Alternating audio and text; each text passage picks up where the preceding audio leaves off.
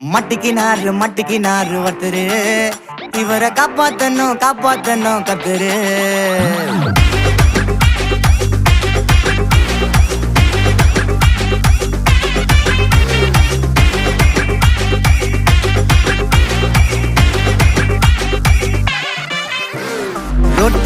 Road கடை குருமா, திரும்பி உனக்கு வந்து அச்சுது பாரு கருமா.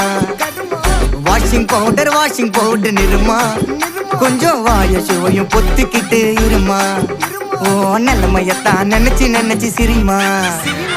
தக்காளி பிசிக்கி தொக்கு, மொக்க வாங்கிட்டடா செவுத்த போய் நக்கு.